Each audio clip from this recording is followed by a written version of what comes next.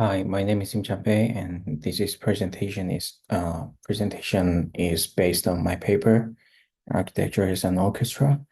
I start with the simple metaphor. Architecture is not a solo performance, it's a orchestra. Each discipline, each person involved in the process from design to construction to use plays a part in the harmony we can call architecture. So in this presentation, I will reflect on what it means for architecture to contribute to society and exploring both successful and failed attempts at user participation and how my own experience shaped my understanding of the question. Um, in the traditional model, architecture is often treated as a product, something to be designed, produced, and delivered to satisfy the client and the market. Um, and and George Otero Palos explains the phenomenology in architecture emerged as a critique of this modernist view, a reminder that architecture is not only about function or form, but about human experience. However, this model still defines many large projects today, ensuring technical success, but often leaving its users passive and detached. And some architecture started questioning whether users should remain passive. This shift led to participatory design, where communities engage in decision-making process. True participation is not symbolic. It requires care, empathy, and imagination. So the first example will be Aravena's incremental housing. The housing provides only the essential structure, letting the families expand their homes over time. This gives residents a sense of dignity and control, overcoming the uniform factory-made image of public housing. So I think it's a really good example of architecture as an empowerment rather than delivery.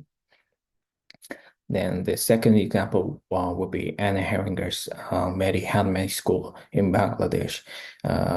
Heringer invited villagers and children to build their own school. She said, we have to include more people in the making of. Uh, for her, architecture is not only a finished product, but it's a process of build communities. And some of projects show how participation can fail. So I have two examples. And the first one is in uh, Barranquilla in Colombia. The citizens' voice was had no impact because it was participation by law, so not by will. And the in Cascoland in Amsterdam, private investors shift the process toward profit as soon as they participated in the the planning process. These examples remind us that participation is protection, or it risks at least it risks becoming a political or economic tool. This is the project that I'm currently working on as an engineer. At the Busan Opera House. Uh, I mean, working here taught me how large public projects prioritize efficiency. So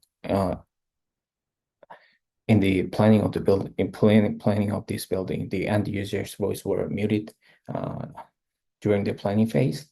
Um, uh, the true value comes when these landmarks engage their communities, not only as spectators, but as contributors to meaning and identity. The second example will be my school project from last semester. I explored user-centered design for children. I didn't actually literally had a workshop or something, but I was I try to think in children or teachers' shoes. Yeah, as Mautluba Khan notes, children's special preference vary across cultures. So designers must listen carefully. Even small gestures of empathy can become acts of participation. So in the end, architecture's contribution to society lies as much in the process as in the product. A building may function technically, but if users are excluded, it loses its social meaning. Architecture, like conductors, must bring together different voices to create harmony. That's how architecture truly serves society. Yeah, thank you.